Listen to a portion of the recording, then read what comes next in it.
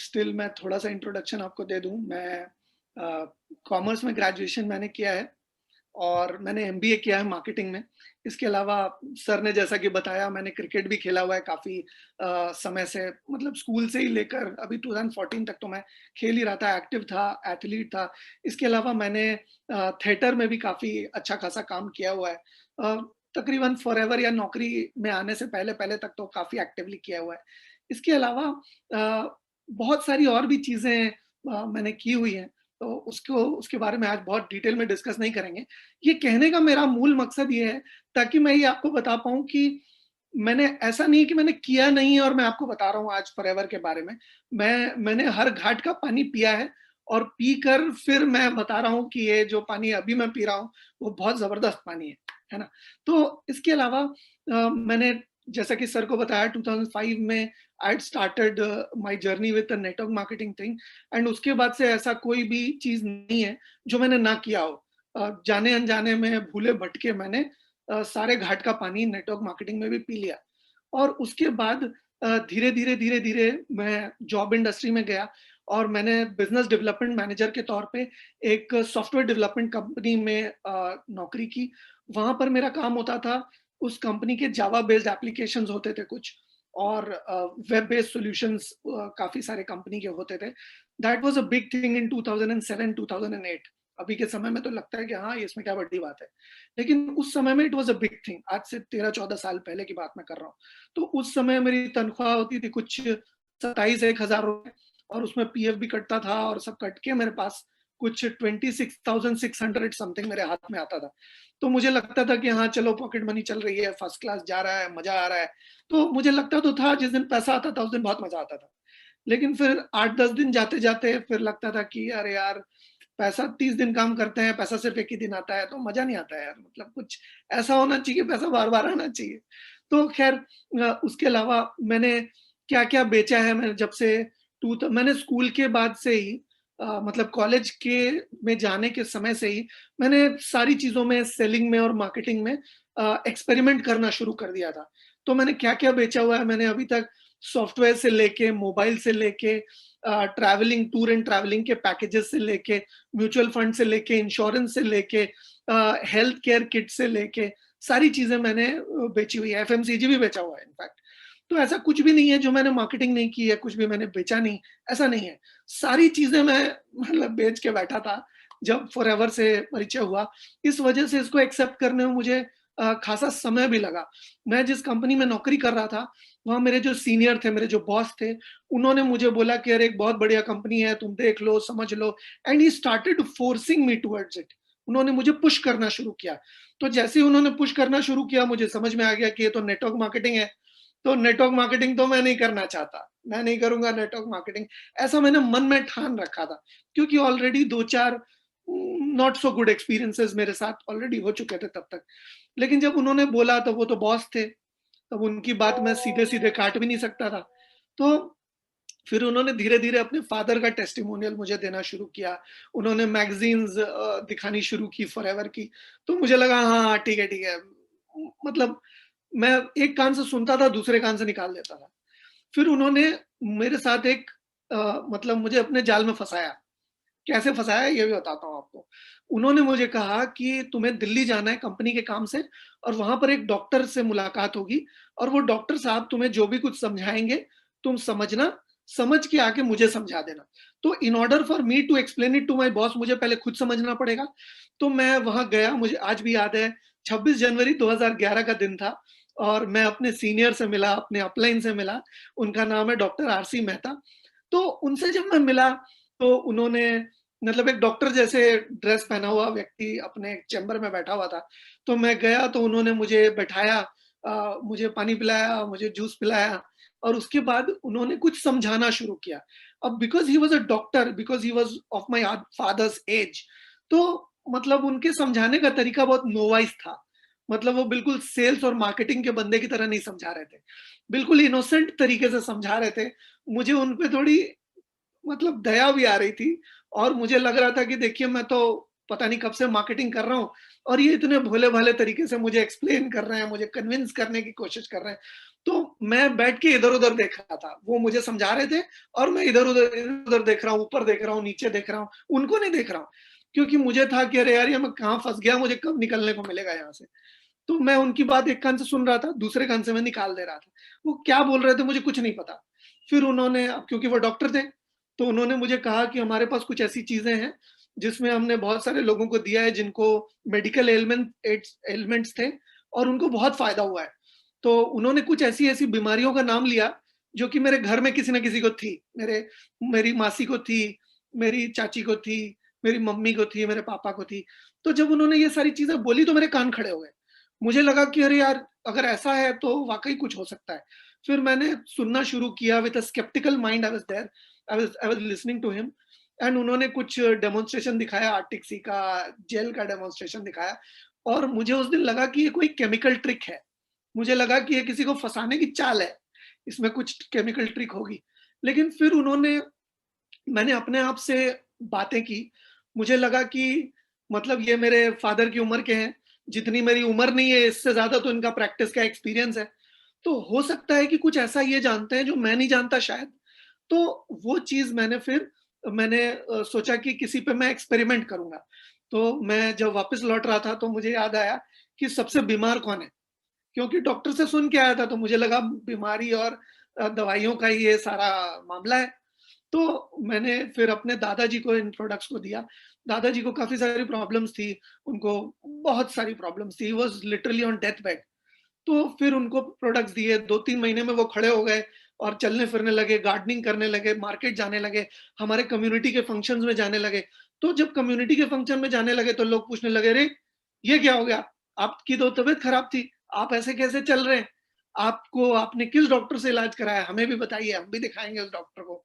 तो वो मेरी तरफ इशारा कर देते थे, कहते थे, "ये जानता है, इससे पूछ लो क्या है?" तो लोग मुझसे पूछने लगे और पहले क्योंकि मुझे ऐसा लगता था कि ये दवा-दारू का मामला है, तो मैं हाथ खड़े कर देता था अपने। मैं सोचता था कि कुछ 19-20 हो गया तो मैं फँस जाऊँगा। तो मैं सीधा डॉक्टर मेहता से फ़ोन में बात करा देता था। वो पता नहीं क्या मंत्र फूँकते थे फ़ोन में, तो सामने वाला बंदा प्रोडक्ट्स लेने के लिए तैयार हो जाता था। All this while I was sceptical कि ये प्रोडक्ट काम करेगा कि नहीं करेगा। क्योंकि हर कंपनी वाला आदमी बोलता है मेरा सप्लीमेंट सबसे अच्छा, मेरा प्रोडक्ट सबसे अच्छा, मेरी कंपनी सबसे अच्छी। तो जब मुझे ये फॉरएवर के बारे में पता चला था, तो मैंने तुरंत विश्वास नहीं किया था। जिसने भी मुझे जो भी बोला, मैंने उसको ठोक बजा के देखा।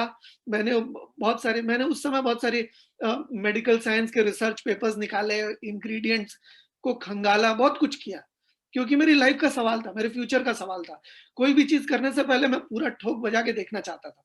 तो मैंने वो सारे एक्सपेरिमेंट्स किए, वो सारी जाँच-पड़ताल की जो कि एक मतलब दूध का जला छाछ भी फूँक-फूँक कर पीता है। तो मैंने वो सारी चीज़ें की। उसके बाद मैंने धीरे-धीरे कुछ लोगों को बताया, तो किसी मेरे मेरे जो चार्टर्ड अकाउंटेंट थे जिनके साथ मैंने इंटर्नशिप की थी जिनके साथ, उनको भी कुछ ऐसी मेडिकल एलिमेंट थी और उन्होंने बोला कि हाँ, मुझे अभी लाके दो, मुझे अभी चाहिए। तो फिर मैंने उनको प्रोडक्ट्स दिए, उनको बहुत फ़ायदा हुआ। तो मैंने सुना उनको एक क्लाइंट को बताते हुए, अपने क्लाइंट को वो बता रहे थे प्रोडक्ट्स के बारे में।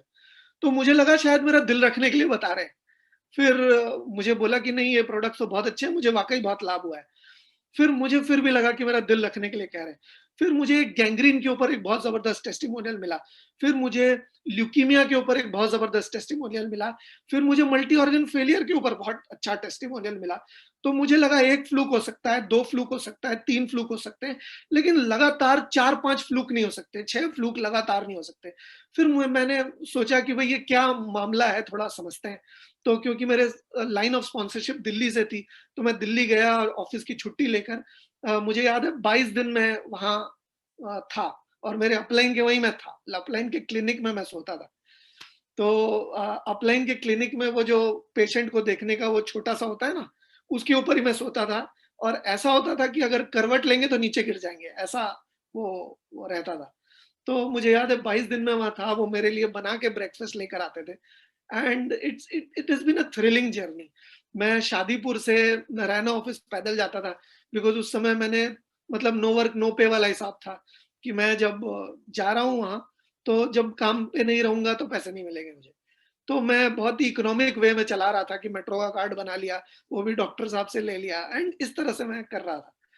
तो फिर मैं वहाँ गया, मैंने 22 दिन वहाँ ट्रेनिंग ली और ट्रेनिंग लेके मुझे ये समझ में आया कि ये जो चीज़ है, that is backed by scientific proof, that is backed by scientific research और ये काफ़ी समय से ये कंपनी चल रही है। इसका बैकग्राउंड बहुत अच्छा है और इसके प्रोडक्ट जो हैं, वो time tested and proven products हैं।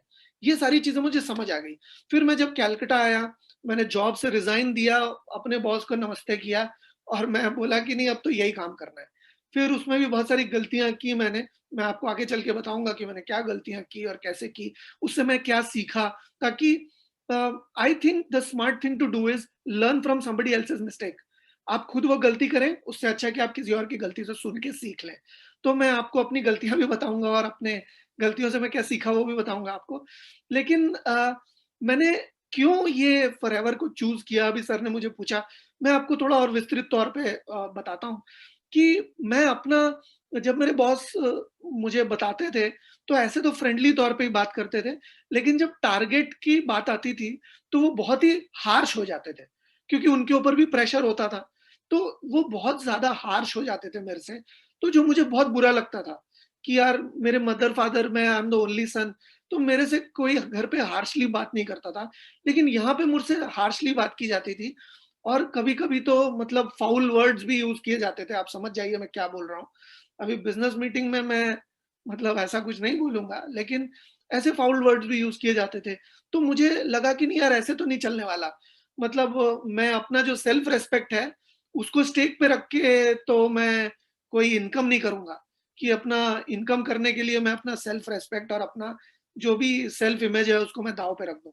तो I wanted to be my own boss because मुझे लगता था कि जो काम मैं कर रहा हूँ, वो काम मैं बिज़नेस लाके दे रहा हूँ, उसी से कंपनी पैसे कमा रही है और उसी में से थोड़ा-सा पैसा कंपनी मुझे भी दे दे रही है।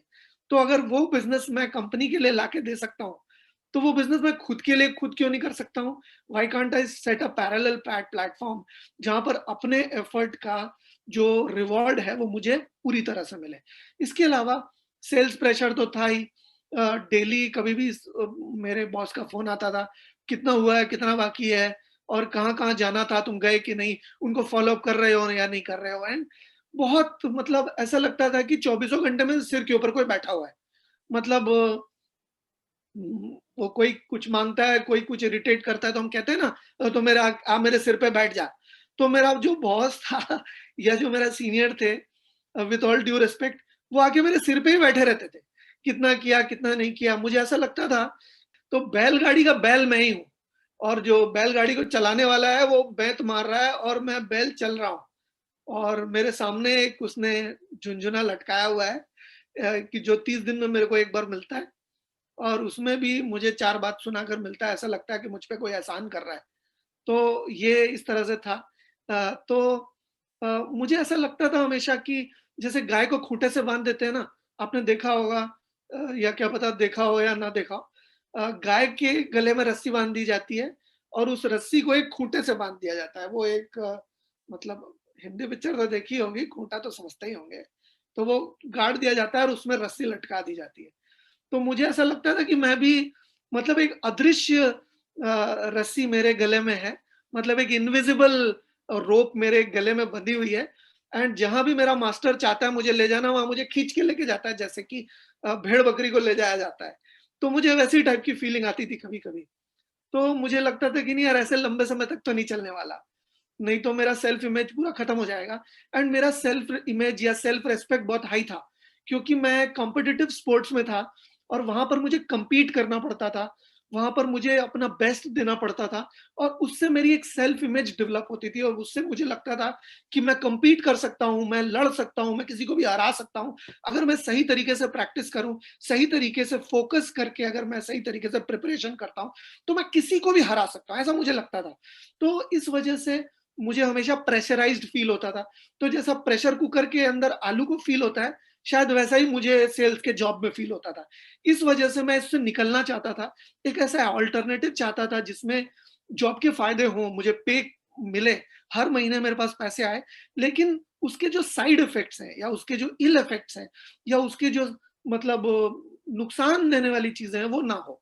तो ये मैं चाहता था। तो इसके अलावा रिकॉग्निशन की जहाँ तक बात है, तो ऐसा होता था कि मेरी जो सेल्स की टीम थी, मेरे जो कॉम्पिटिटर्स थे, मेरे जो साथ के सेल्स मैनेजर्स या बिज़नेस डेवलपमेंट मैनेजर्स थे, मैं अगर कहीं जाके आया हूँ, तो वो भी वहीं पर अपना कार्ड देकर आते थे और अल्टीमेटली मैं जहाँ सारा काम कर कर चुका हूँ, वहाँ पर वो सेल्स क्लोज़ करके अगर ले आते थे, तो वो बिज़नेस उनके अंडर मैप कर दिया जाता था। तो जो रिकॉग्निशन मुझे मिलना चाहिए, जो बिज़नेस मुझे मिलना चाहिए, वो उनके अंडर में मैप हो जाता था। तो ये भी एक चीज़ मुझे लगती थी कि वो कॉर्पोरेट की पॉलिटिक्स मिलती है, वो बिल्कुल फ्री मिलती है। हर कोई एक-दूसरे की टाँग खींच रहा होता है। आपको पता होगा, अगर आपने कभी कॉर्पोरेट जॉब किया है, तो आपको पता होगा कि सिक्योरिटी तो है, लेकिन वो मतलब बहुत सारे ऐसी भी चीज़ें हैं जो कि आपको बहुत अच्छी नहीं लगेगी। तो रिकॉग्निशन में क्या है कि हर कोई एक-दूसरे का क्रेडिट लेने की कोशिश करता था। हर कोई एक-दूसरे का रिकॉग्निशन लेने की कोशिश करता था और जब हमारा 6 महीने या साल भर में अप्रेज़ल की मीटिंग होती थी, तो उसमें ये गिनाया जाता था कि हमने क्या-क्या नहीं किया है। क्या-क्या किया है वो नहीं गिनाया जाता था। क्या नहीं किया है ये पहले गिनाया जाता था। हमने कहाँ-कहाँ मिस्टेक्स की हैं वो दिखाया जाता था। तो ये दिखा के हमारा इंक्रीमेंट कम से कम होता था। इन्फ्लेशन रेट अगर 8% है, तो हमारा इंक्रीमेंट हमेशा 6%, 4% ऐसे होता था।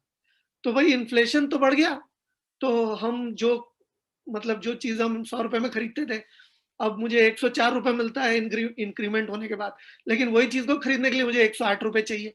तो उस इंक्रीमेंट का कोई मतलब नहीं हुआ। हम एक्चुअली पीछे चले गए। तो मुझे लगता था कि कुछ ऐसा करूँ जिससे मैं समय के साथ आगे रहूँ, समय से 2 कदम आगे रहूँ, ऐसा मैं कुछ करूँ, ऐसा मैं हमेशा से चाहता था।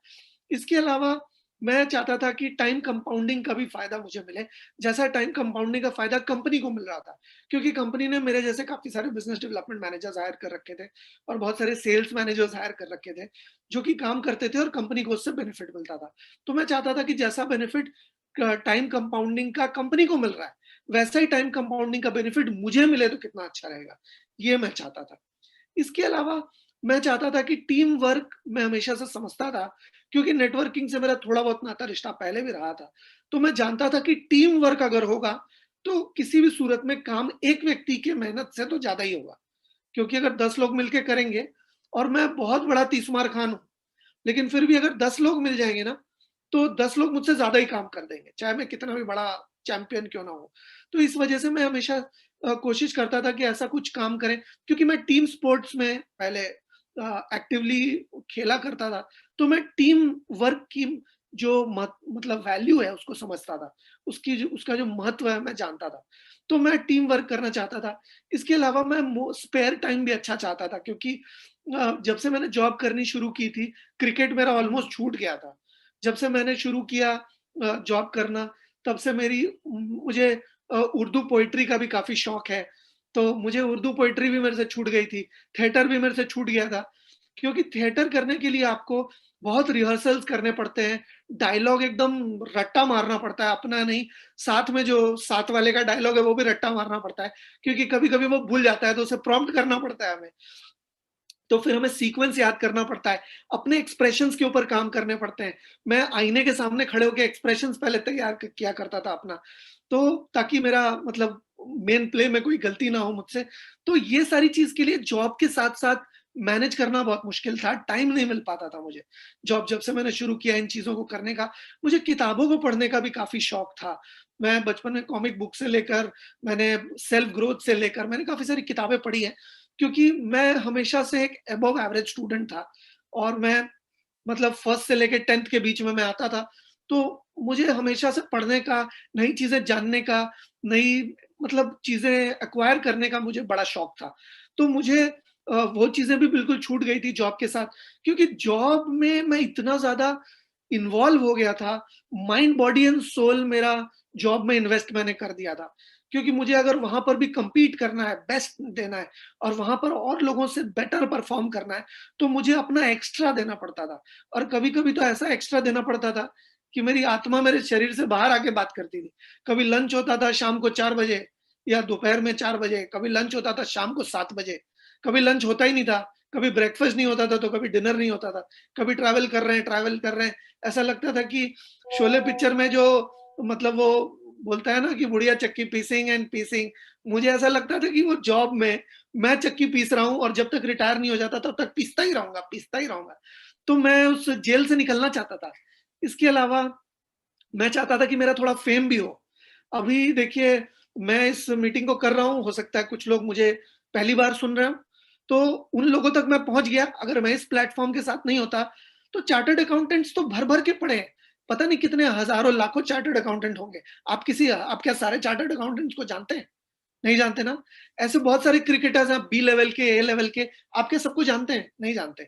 लेकिन ये एक ऐसा प्लेटफ़ॉर्म मुझे मिला, जहाँ पर मैं ऐसे लोगों तक पहुँच सकता हूँ, जो जिन लोगों तक पहुँचने का मेरे पास अदरवाइज़ कोई माध्यम ही नहीं था, कोई मीडियम ही नहीं था। ऐसे लोगों तक मैं पहुँचा हूँ। इनफैक्ट मैंने सोशल मीडिया में साइमन सर के साथ-साथ प्रेमचंद सर को देखकर जब मैंने यूट्यूब चैनल बनाया, मैंने इंस्टाग्राम अकाउंट बनाया, उसमें मैं ढेर सारे नए-नए आइडियाज़ डेली बेसिस पे डालता रहता हूँ। तो ये जब मैं करता हूँ, तो मैं नए-नए लोगों से इंटरैक्शन मेरा होता है। तो ये जो फ़ेम मुझे मिलता है, आज मैं कंपनी ने मुझे अपॉर्च्युनिटी दी, मैं दिल्ली जाके ट्रेनिंग करके आया। कंपनी ने और राजीव सर ने मुझे अपॉर्च्युनिटी दी, उनकी ट्रेनिंग थी उस दिन। मैं मुंबई आया था, उन्होंने बोला कि आप मेरी ट्रेनिंग कर लो।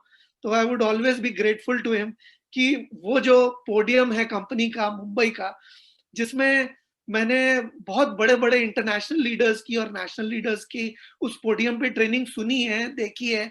उनको उनके बारे में जब मैं नया-नया एफएलपी में आया था, तो ₹300 की एक सिल्वर कलर के कवर वाली एक किताब होती थी, जिसमें सारे बड़े-बड़े लीडर्स की टेस्टिमोनियल हुआ करती थी।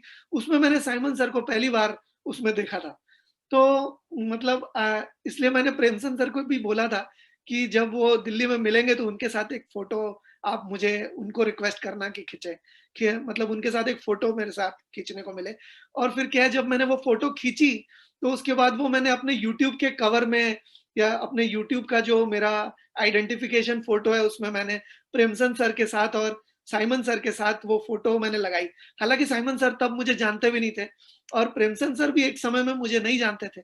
लेकिन मैंने अपने सीनियर्स अ की फ़ोटो नहीं लगा के मैंने इन सर की सीनियर्स की फ़ोटो लगाई। तो ये जो फ़ेम है, ये जो इसको मिनिएचर वर्ज़न में फ़ेम कह सकते हैं आप। लेकिन ये जो फ़ेम है, ये मुझे बहुत एक्साइटिंग लगता है।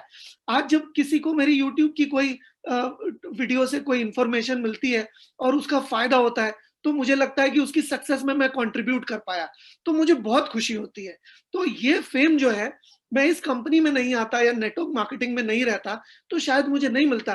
कितने चार्टर्ड अकाउंटेंट्स हैं जो कि ये काम कर पाते हैं, कितने क्रिकेटर्स हैं जो ये काम कर पाते हैं। शायद वेरी फ्यू, बहुत ही कम लोग कर पाते हैं शायद ये। तो मैं इन सारी चीज़ों को करने के लिए मेरे पास एक प्लेटफ़ॉर्म मुझे चाहिए था, जो कि नेटवर्क मार्केटिंग के अलावा मुझे कहीं नहीं मिल सकता था। और एफएलपी को मैंने मैंने फॉर्म साइन किया था अगस्त 2010 में। लेकिन मैंने कंपनी के साथ एक्टिवली दिल और जान लगाकर काम कब करना शुरू किया, जनवरी एंड फरवरी 2012 से मैंने काम करना शुरू किया। लेकिन all this while I was testing waters, all this while I was evaluating the company, I was evaluating the product. And उसके बाद मुझे ऐसा महसूस हुआ कि मैं शायद गलत था। मुझे कंपनी को इवैल्यूएट करने में इतना टाइम वेस्ट नहीं करना चाहिए था। मुझे कुछ फैक्ट्स को इवैल्यूएट करने के बाद डायरेक्टली इस काम को करना शुरू कर देना चाहिए था, ऐसा मुझे लगा। और मैं ये भी जानता था कि अगर मैं ये सेल्स वाला या मार्केटिंग वाला जॉब अगर करता रहता हूँ, तो हो सकता है मेरा प्रमोशन हो जाएगा। लेकिन आगे चल के एक एक टर्म है, जो आपने शायद सुना हो, शायद ना सुना हो, जिसको कहते हैं gig gig economy, GIG economy. आप चाहें तो गूगल कर सकते हैं। इसको कॉन्ट्रैक्चुअल बेसिस की इकोनॉमी कहते हैं। हम लोग आगे चल के इसी तरफ बढ़ रहे हैं, जहाँ पर बड़े-बड़े कॉर्पोरेशंस जो हैं, बड़े-बड़े कंपनियाँ जो हैं, वो कॉन्ट्रैक्चुअल बेसिस पे लोगों को हायर करते हैं।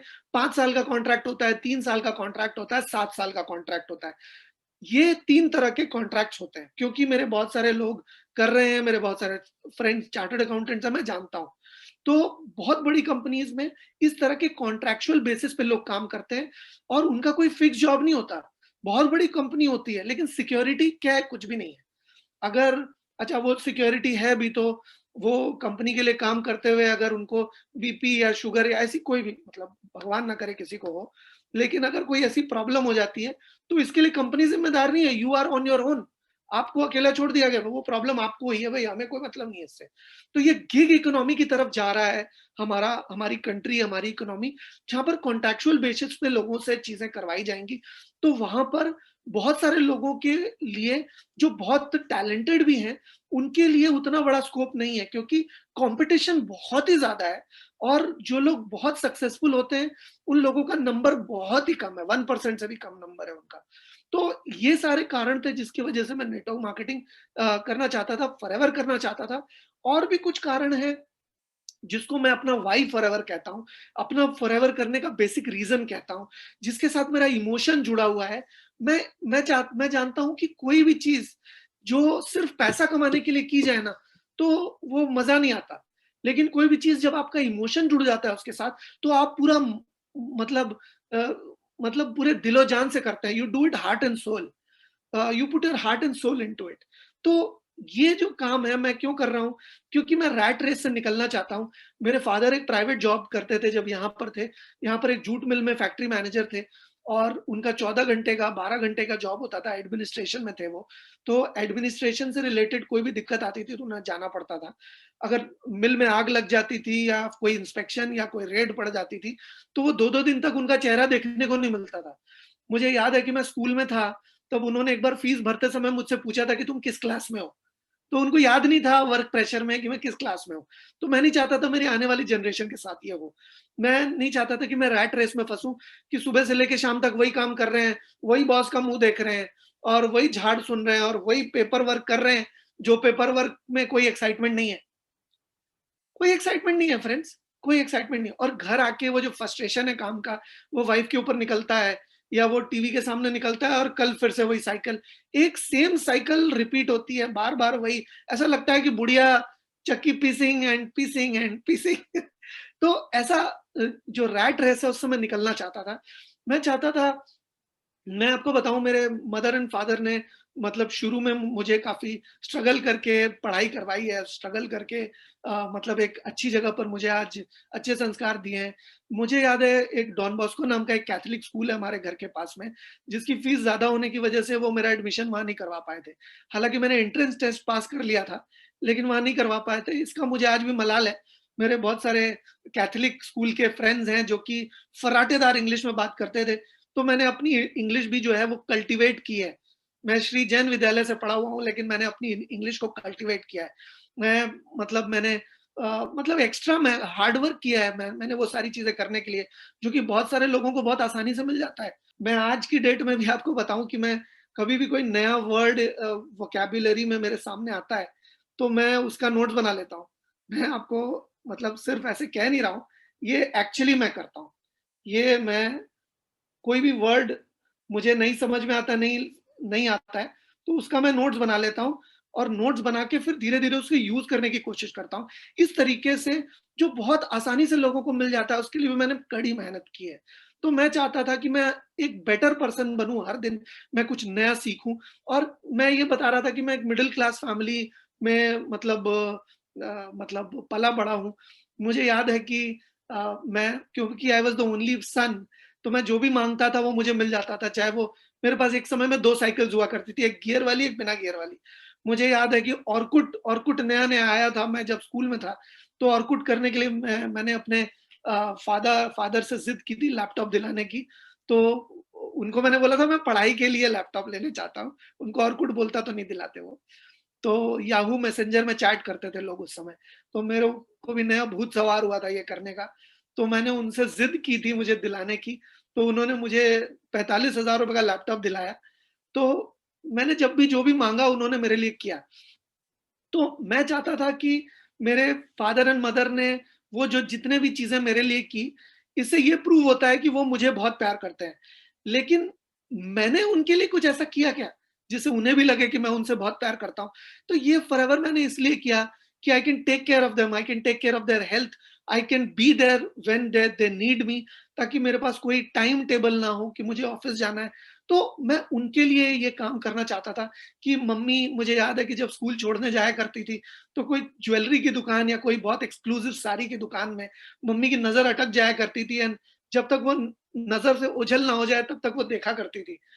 तो मुझे ऐसा लगा कि मैं कोई ऐसा काम करूँगा जब मैं मम्मी के साथ दोबारा से वहाँ से जाऊँगा और मम्मी को कहूँगा कि मम्मी वो जिसमें तुम्हारी नज़र अटक गई है ना, वो अभी तुरंत जाओ और लेकर आ जाओ। ये लो डेबिट कार्ड और जाओ लेकर आ जाओ, और खबरदार जो तुमने प्राइस पूछी है, तुम प्राइस मत पूछना, तुम बस लेकर आ जाओ। शॉपिंग करने से पहले प्राइस ना देखनी पड़े। उनको अगर उनके वेकेशंस में जाने को अगर मैं उनको वेकेशंस में लेकर जाऊँ या उनको वेकेशंस पे भेजूँ, उनको एक्सोटिक फूड का काफ़ी शौक है, उनको एक्सोटिक फूड जो है वो उनको ये करूँ, और उनको वो चाहे वो श्रवण कुमार ने तीर्थ करवाए थे माँ-बाप को, तो क्या श्रवण कुमार ही करवा सकता है तीर्थ? मैं नहीं करवा सकता हूँ, ऐसा मुझे लगता था। तो ये सारी चीज़ें इकोनॉमिकली मैं अफ़ोर्ड कर पाऊँ, जब भी उनको जो भी नीड हो, चाहे वो हेल्थ की नीड हो, चाहे वो किसी भी तरह की नीड हो, मैं उसको फाइनेंस कर पाऊँ, मैं उस नीड को अफ़ोर्ड कर पाऊँ, इस वजह से मैं ये काम कर रहा हूँ। और मुझे ये लगता है कि मुझे इस तरह की स्टेबिलिटी किसी भी और कंपनी में मिलना पॉसिबल ही नहीं है। जिस तरह का मार्केटिंग प्लान, जिस तरह का कंपनी का बैकग्राउंड, जिस तरह का प्रोडक्ट की एफिकेसी, जिस तरह का everything is state of the art, everything is superb, mind blowing, fantastic, outrageously beautiful. तो ये सारी चीजों को ध्यान में रखते हुए मैंने ये किया।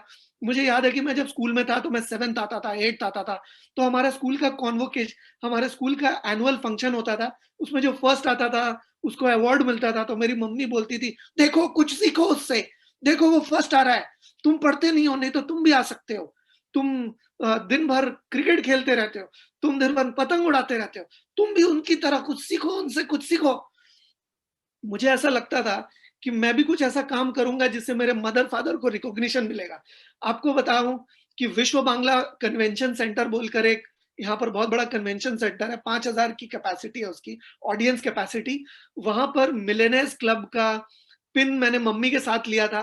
5,000 लोग मम्मी के लिए वाइल्डली ताली बजा रहे थे, और उस दिन that was the happiest day of my life, क्योंकि my mom, I still have that picture with my mom taking the sash and the trophy with in front of Harish sir.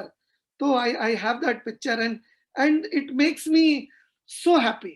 ये वो फोटो है जब मेरी mummy के सामने recognition हुआ। ये 5,000 लोग मम्मी के लिए ताली बजा रहे थे, and it was mind blowing. आप मुझे कितना भी पैसा दे दो, इस फीलिंग को बराबर, इस फीलिंग के बराबरी नहीं हो सकती। तो ये कुछ ऐसी चीजें थी जिसकी वजह से मैंने फॉरएवर किया। आप भी अपना कोई इमोशनल रीजन जब तक फॉरएवर करने से अटैच नहीं करते, तब तक कोई आपको कुछ कह देगा, आप सोचेंगे, आप सोच में पड़ जाएंगे। कोई आपको कहेगा कौवा कान ले गया, तो आप कान चेक करने लग जाएंगे। वो सब बेवकूफी का काम मत कीजिए फ्रेंड्स, अपना दिमाग लगाइए। अकल लगाने के लिए आपको मेंटोस खाने की भी जरूरत नहीं है, आप अपनी अकल बिना मेंटोस खाए भी लगा सकते हैं। तो आप खुद इवैल्यूएट कीजिए, खुद देखिए कि क्या, किस चीज के साथ आप इन्वॉल्व हुए हैं। मैं आपको और चीजें बताता हूँ कि मैंने क्या गलतियां की, उसके बाद अगर कोई सवाल हो तो वो हम ले सकते हैं। तो बेसिकली मैं काफी प्रोसेस ओरिएंटेड था। जब मैं क्रिकेट भी खेलता था, तो जिस चीज में मेरी कमी होती थी, मैं उस कमी के ऊपर रेगुलर बेसिस पे काम करता था। चाहे एक समय में मैं ऑलराउंडर था, मैं बॉलिंग भी ओपन करता था और बैटिंग भी ओपन करता था, और मैं स्विंग बॉलिंग करता था और स्विंग बॉलिंग खेलता भी था अच्छा। तो मैं प्रिपरेशन में बिलीव करता था।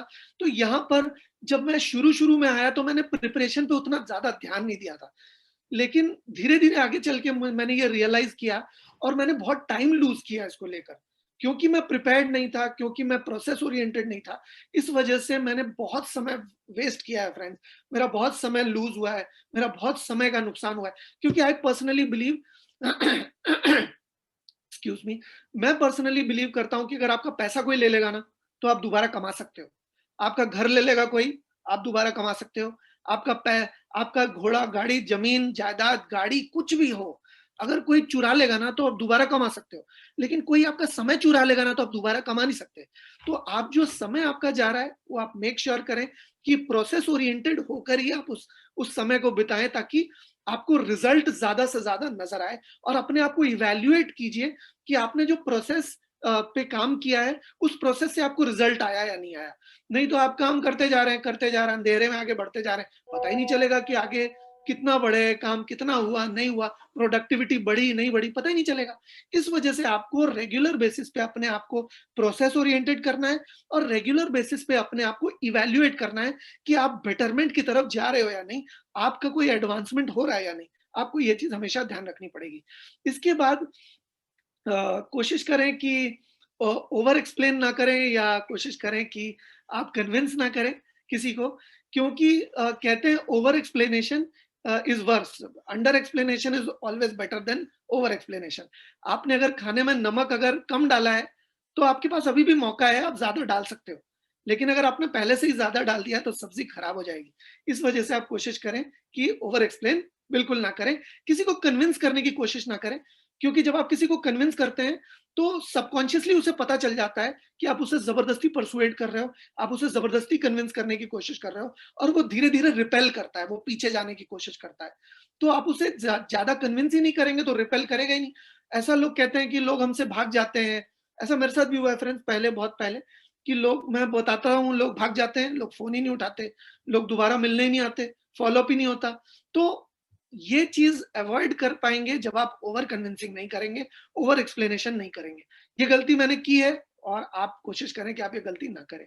इसके अलावा आप छोटे-छोटे टारगेट्स बनाएँ। कहते हैं कि a sure sure shot way to fail is to make a very big target, क्योंकि आप जब छोटे-छोटे स्टेप्स बनाते हैं, छोटे-छोटे टारगेट्स बनाते हैं, तो आपको उसको अचीव करने में आसानी होती है और जब एक टारगेट अचीव हो जाता है, तब आपको लगता है कि हाँ, आपको कॉन्फिडेंस आता है कि आप आगे चल के और भी अच्छी या और भी बड़ा टारगेट ले सकते हो और कॉन्फिडेंस का बिज़नेस है फ्रेंड्स। जितना ज़्यादा कॉन्फिडेंट आप रहोगे, उतना ही ज़बरदस्त तरीके से आप इस बिज़नेस को कर पाओगे। तो जितना ज़्यादा कॉन्फिडेंस आपके अंदर आएगा, जितने छोटे टारगेट्स आप अचीव करोगे, उतना कॉन्फिडेंस आपके अंदर रेगुलर बेसिस पे आता जाएगा। इसके अलावा आप डेडिकेटेड वे में वो सारी चीज़ें कीजिए, रेगुलर बेसिस पे स्मॉल टारगेट्स लीजिए, वो वीकली टारगेट्स हो सकते हैं, वो फोर्टनाइटली टारगेट्स हो सकते हैं, monthly, quarterly, half yearly, yearly, ये सारे टारगेट्स आप करें और प्रोसेस ओरिएंटेड टारगेट्स करें। ये नहीं कि इतना सीसी करना है, ये कि इतने डेमोंस्ट्रेशंस करने हैं, इतनी प्रेजेंटेशंस, इतनी ट्रेनिंग्स करनी है, ये चीज़ को क्रिस्टल क्लियर रखिए। जब आप प्रोसेस को टिक करते जाएँगे चेकलिस्ट पे, तब आपका जो रिजल्ट है वो वही आएगा जो कि आप लाना चाहते हो। इसके अलावा हमेशा सीखते रहिए, क्योंकि अगर आप सीखना बंद कर देंगे, तो it will be very difficult. अगर नेक्स्ट मीटिंग में मैं कोई नेक्स्ट ट्रेनिंग में मैं सेम बातें अगर बोलता हूँ, तो आपको लगेगा ना, अरे यार ये तो पका रहा है, ये तो सेम बात करता है यार, ये तो वही बात को घुमा फिरा के बोलता है। तो आपको भी लगेगा यार इसकी ट्रेनिंग बहुत बोरिंग है, इसकी ट्रेनिंग बकवास होगी, तो इसकी ट्रेनिंग नहीं अटेंड करनी, है ना? तो ये कोशिश आपको करनी है कि आपको नई-नई चीज़ें सीखते रहना है। तो ऐसे आप रेगुलर बेसिस पे हर किसी से आप सीख सकते हो और सीख के आप अपने बिज़नेस में आगे बढ़ सकते हो। तो आज मैं आपके लिए इतना ही बातें कहना चाहूँगा।